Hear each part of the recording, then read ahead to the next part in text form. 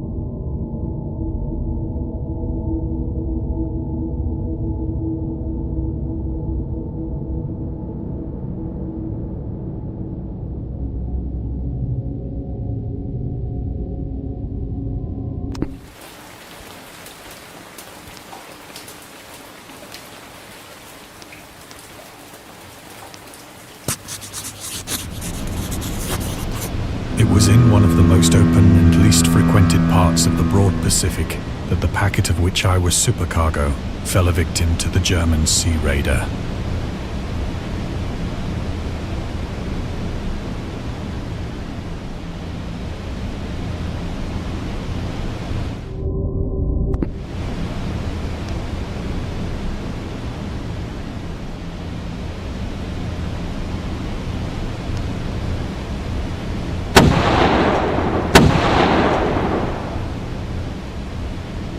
The Great War was then at its very beginning, and the ocean forces of the Hun had not completely sunk to their later degradation, so that our vessel was made a legitimate prize, whilst we of her crew were treated with all the fairness and consideration due us as naval prisoners.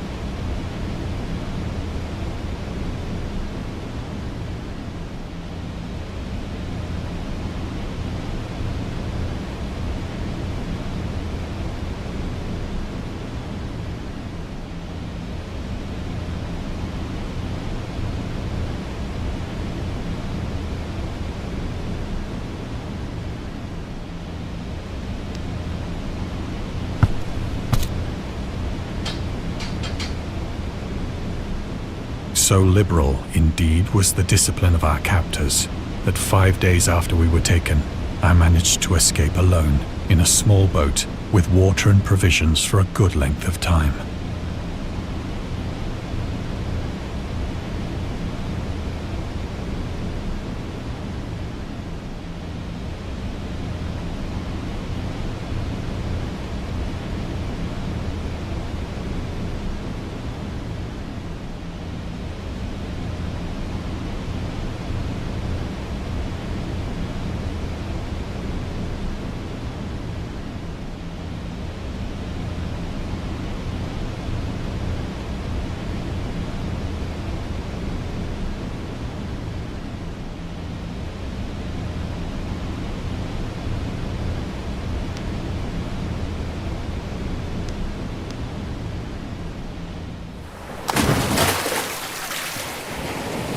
When I finally found myself adrift and free, I had but little idea of my surroundings. Never a competent navigator, I could only guess vaguely by the sun and stars that I was somewhat south of the equator. Of the longitude, I knew nothing, and no island or coastline was in sight.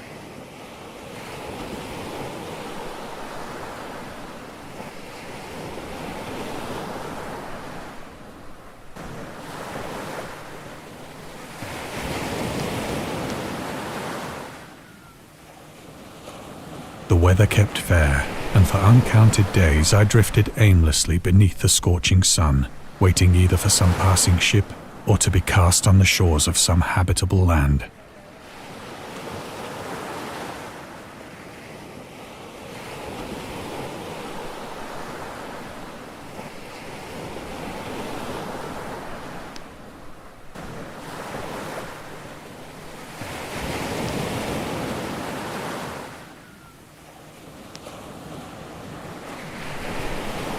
But neither ship nor land appeared, and I began to despair in my solitude upon the heaving vastness of unbroken blue. The change happened whilst I slept. Its details I shall never know, for my slumber, though troubled and dream-infested, was continuous.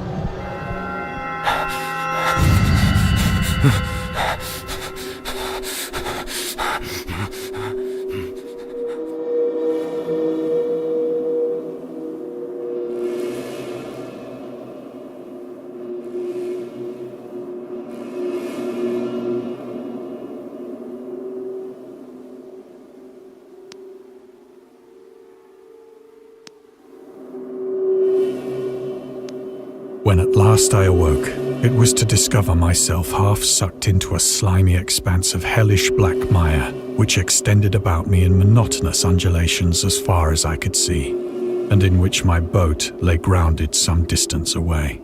Though one might well imagine that my first sensation would be of wonder at so prodigious and unexpected a transformation of scenery, I was in reality more horrified than astonished, for there was in the air and in the rotting soil a sinister quality which chilled me to the very core. The region was putrid with the carcasses of decaying fish and of other less describable things which I saw protruding from the nasty mud of the unending plain. Perhaps I should not hope to convey in mere words the unutterable hideousness that can dwell in absolute silence and barren immensity. There was nothing within hearing, and nothing in sight save a vast reach of black slime. Yet the very completeness of the stillness and the homogeneity of the landscape oppressed me with a nauseating fear. The sun was blazing down from a sky which seemed to me almost black in its cloudless cruelty, as though reflecting the inky marsh beneath my feet.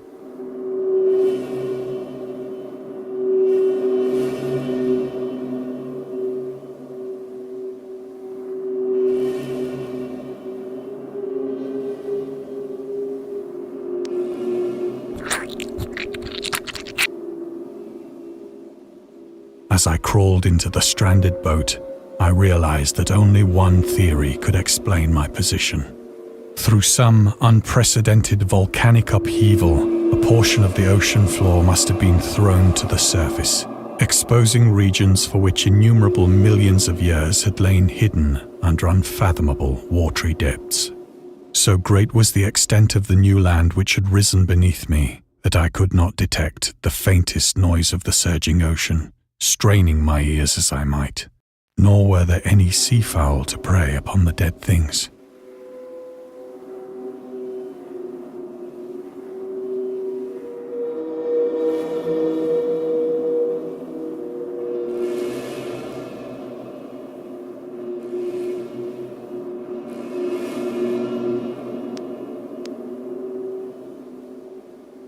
For several hours I sat thinking or brooding in the boat, which lay upon its side and afforded a slight shade as the sun moved across the heavens. As the day progressed, the ground lost some of its stickiness and seemed likely to dry sufficiently for travelling purposes in a short time. That night I slept but little, and the next day I made for myself a pack containing food and water, preparatory to an overland journey in search of the vanished sea and possible rescue.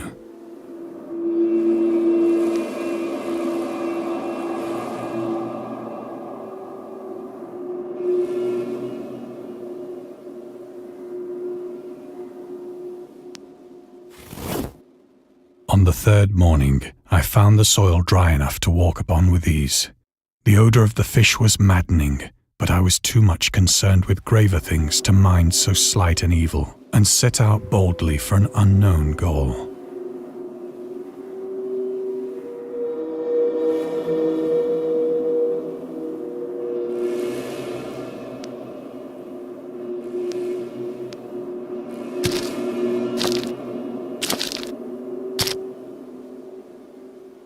All day I forged steadily westward, guided by a faraway hummock which rose higher than any other elevation on the rolling desert.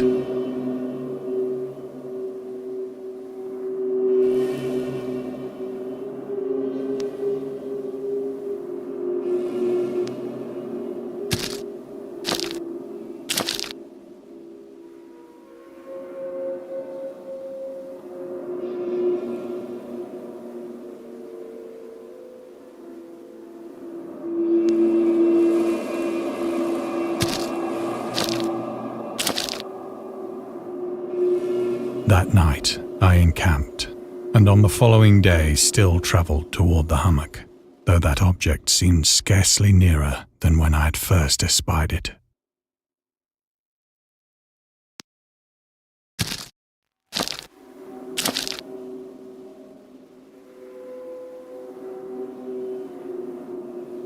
By the fourth evening, I attained the base of the mound, which turned out to be much higher than it had appeared from a distance, an intervening valley setting it out in sharper relief from the general surface.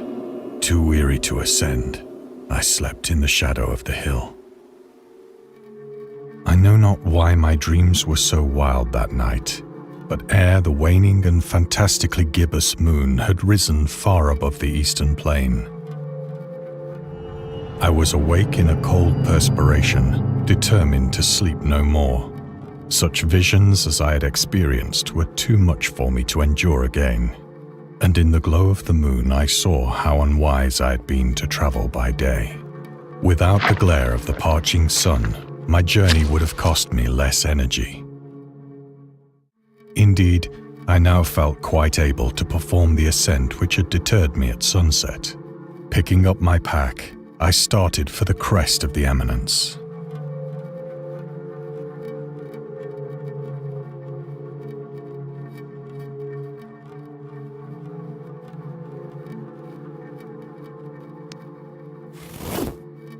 I have said that the unbroken monotony of the rolling plain was a source of vague horror to me, but I think my horror was greater when I gained the summit of the mound and looked, whose black recesses the moon had not yet soared high enough to illumine. I felt myself on the edge of the world, peering over the rim into a fathomless chaos of eternal night. Through my terror ran curious reminiscences of Paradise Lost, and of Satan's hideous climb through the unfashioned realms of darkness. As the moon climbed higher in the sky, I began to see that the slopes of the valley were not quite so perpendicular as I had imagined.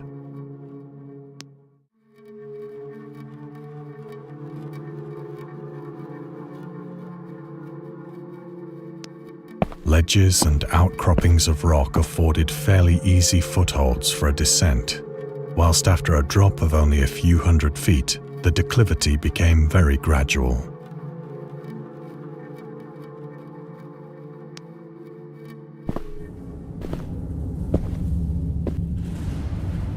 Urged on by an impulse which I cannot definitely analyze, I scrambled with difficulty down the rocks and stood on the gentler slope beneath, gazing into the Stygian deeps, where no light had yet penetrated.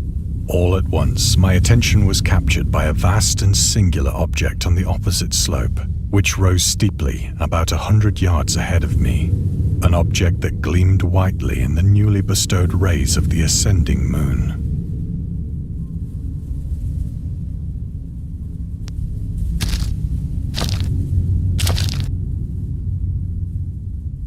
That it was merely a gigantic piece of stone, I soon assured myself, but I was conscious of a distinct impression that its contour and position were not altogether the work of nature.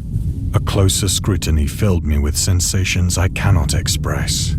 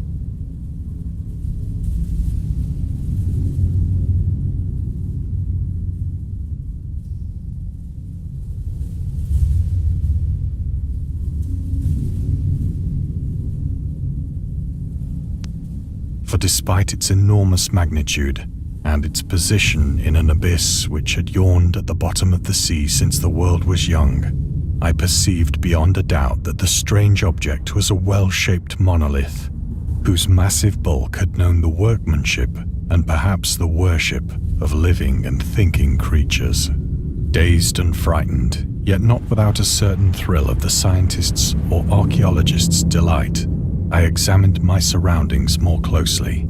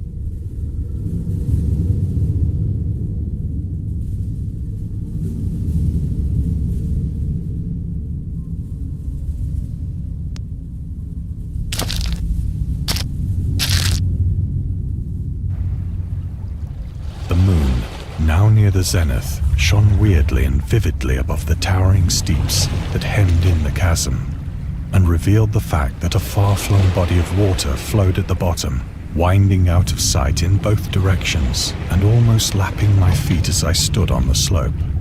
Across the chasm, the wavelets washed the base of the Cyclopean monolith, on whose surface I could now trace both inscriptions and crude sculptures.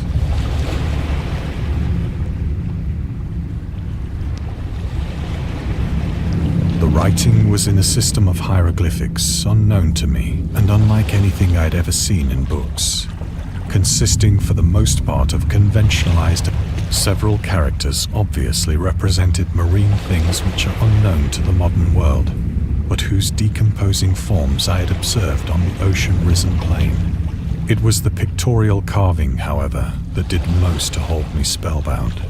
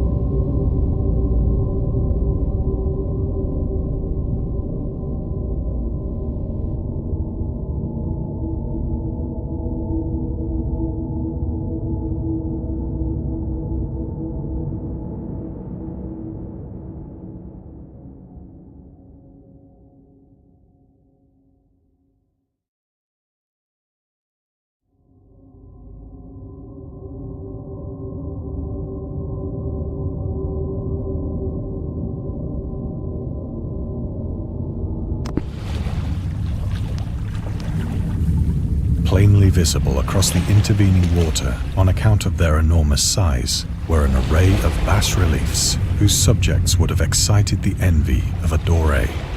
I think that these things were supposed to depict men, at least a certain sort of men, though the creatures were shown disporting like fishes in the waters of some marine grotto, or paying homage at some monolithic shrine which appeared to be under the waves as well. Of their faces and forms I dare not speak in detail, for the mere remembrance makes me grow faint, grotesque beyond the imagination of a Poe or a Bulwer. They were damnably human in general outline, despite webbed hands and feet, shockingly wide and flabby lips, glassy, bulging eyes, and other features less pleasant to recall. Curiously enough, they seemed to have been chiseled badly out of proportion with their scenic background, for one of the creatures was shown in the act of killing a whale, represented as but little larger than himself. I remarked, as I say, their grotesqueness and strange size, but in a moment decided that they were merely the imaginary gods of some primitive fishing or seafaring tribe. Some tribe whose last descendant had perished eras before the first ancestor of the Piltdown or Neanderthal man was born.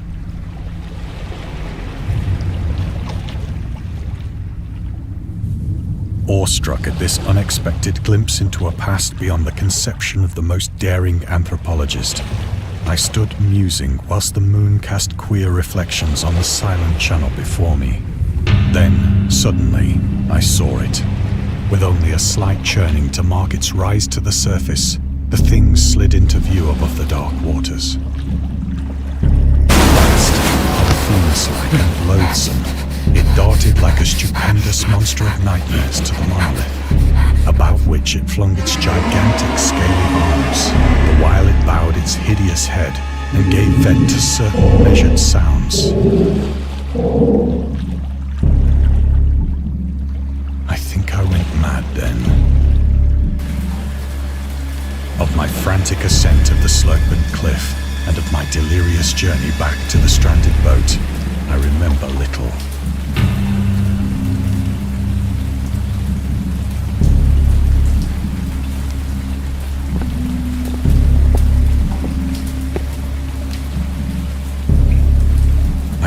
I sang a great deal and laughed oddly when I was unable to sing.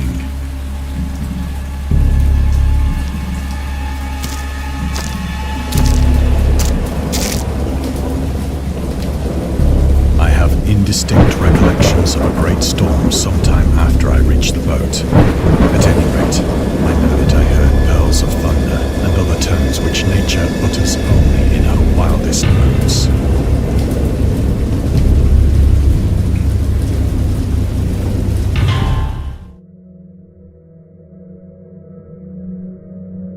When I came out of the shadows, I was in a San Francisco hospital, brought thither by the captain of the American ship which had picked up my boat in mid-ocean. In my delirium, I had said much, but found that my words had been given scant attention. Of any land upheaval in the Pacific, my rescuers knew nothing, nor did I deem it necessary to insist upon a thing which I knew they could not believe.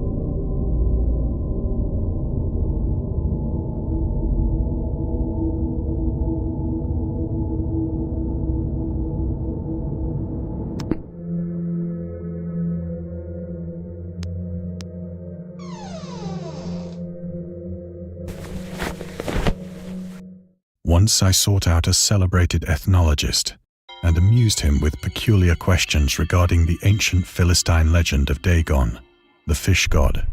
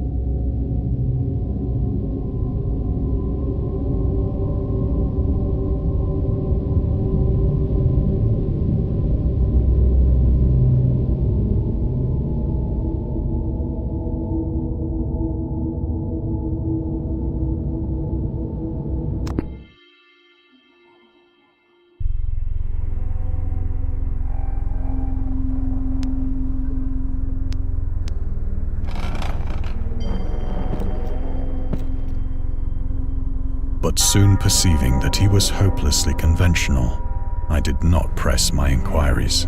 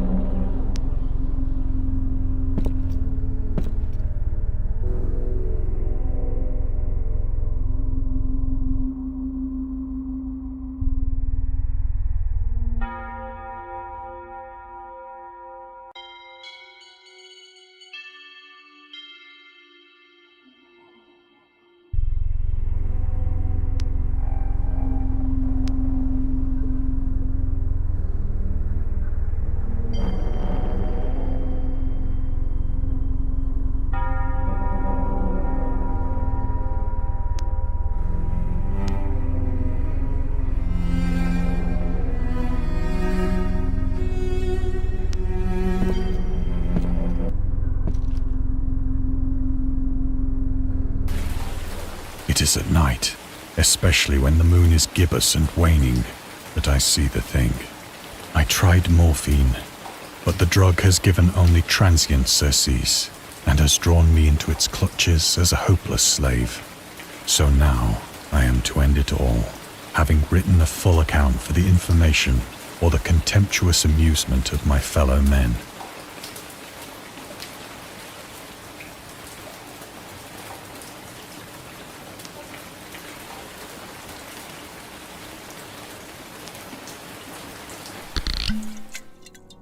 Often, I ask myself if it could not all have been a pure phantasm, a mere freak of fever as I lay sun-stricken and raving in the open boat after my escape from the German man-of-war. This I ask myself, but ever does there come before me a hideously vivid vision in reply. I cannot think of the deep sea without shuddering at the nameless things that may at this very moment be crawling and floundering on its slimy bed, worshipping their ancient stone idols and carving their own detestable likenesses on submarine obelisks of water-soaked granite. I dream of a day when they may rise above the billows to drag down into their reeking talons the remnants of puny, war-exhausted mankind. Of a day when the land shall sink and the dark ocean shall ascend amidst universal pandemonium.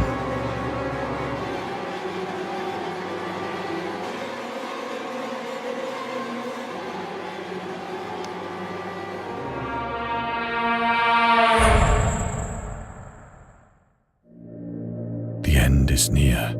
I hear a noise at the door, as of some immense slippery body lumbering against it.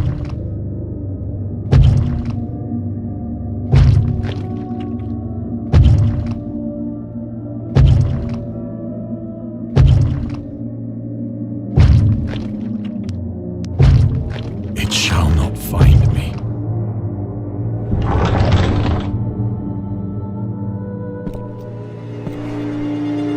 God, that hand!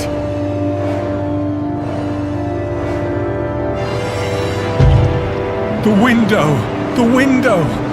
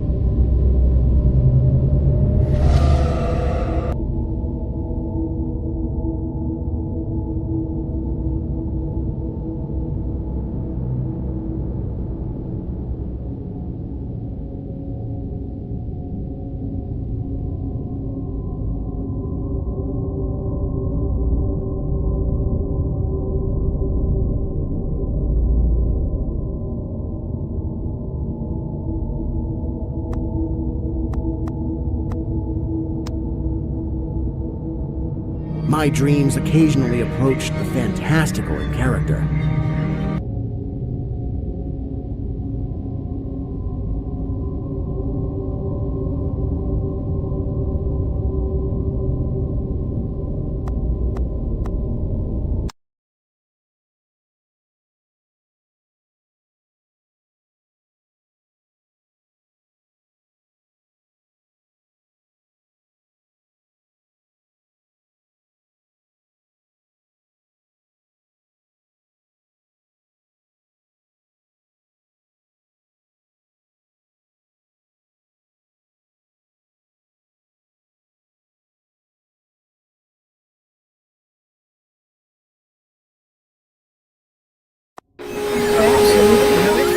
And scary stories have been accompanying men for centuries. They have many faces and forms, but what is their purpose? Why do we enjoy being afraid so much? During our therapy, I'll try to